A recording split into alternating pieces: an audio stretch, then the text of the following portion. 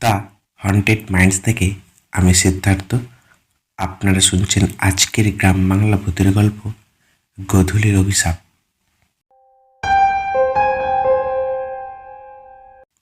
শরৎকালের শেষ দিকে কলকাতার আকাশে তখন কুয়াশার পর্দা টানতে শুরু করেছে।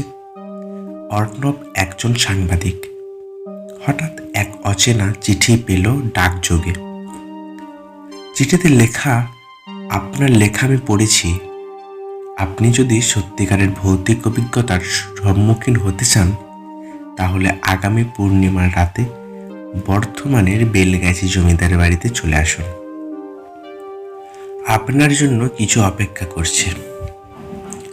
চিঠির নিচে কোনো প্রকারের নাম নেই, শুধু একটা অদ্ভুত রক্ত লাল কালি দিয়ে আঁকা গোধূলির সূর্যের চিহ্ন।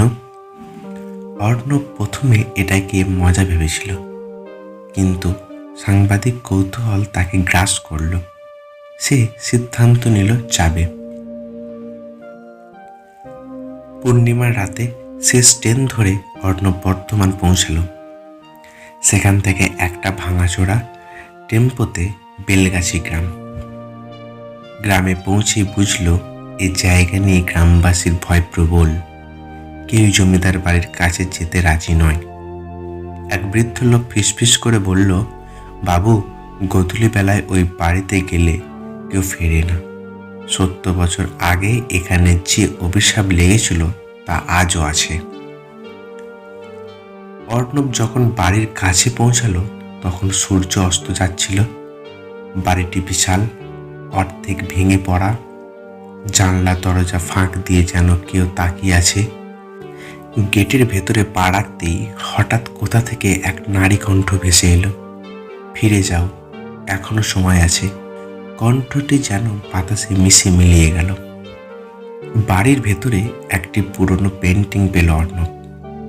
এক তরুণী, গায়ে লাল বেনারসি, চোখে ভয়ানক শূন্যতা, পাশে ধুলো জমা একটি ডায়েরি। তাতে লেখা, আমি ইন্দ্রাণী, এই বাড়ির শেষ মালিকানা।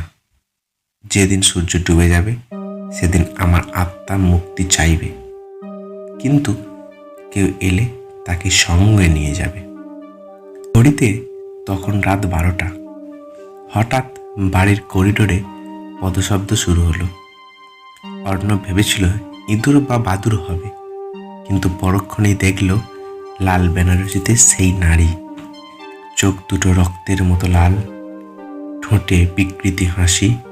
সে এগিয়ে এসে বলল, তুমি এসেছো, এবার তুমি যাবে না। তারপর চারিদিকে অন্ধকার। অর্ণবের যখন জ্ঞান ফিরল, দেখল সে গ্রামের বাইরে পুকুর ঘাটে শুয়ে আছে। চারিপাশে কুয়াশা, হাতে তার সেই গোধূলি সূর্যের চিহ্ন কাটা দাগের মতো লেগে আছে। সে বুঝল অভিশাপ থেকে বেঁচে গেছে, কিন্তু চিহ্নটা ইন্দ্রাণীর সঙ্গে তার সম্পর্ক শেষ করেনি। পরের পূর্ণিমা হয়তো তাকে ফিরতেই হবে। গল্পটি কেমন লাগলো অবশ্যই কমেন্ট করবেন। আরও এরকম নতুন নতুন ভূতের গল্প শুনতে চ্যানেলটিকে সাবস্ক্রাইব করবেন।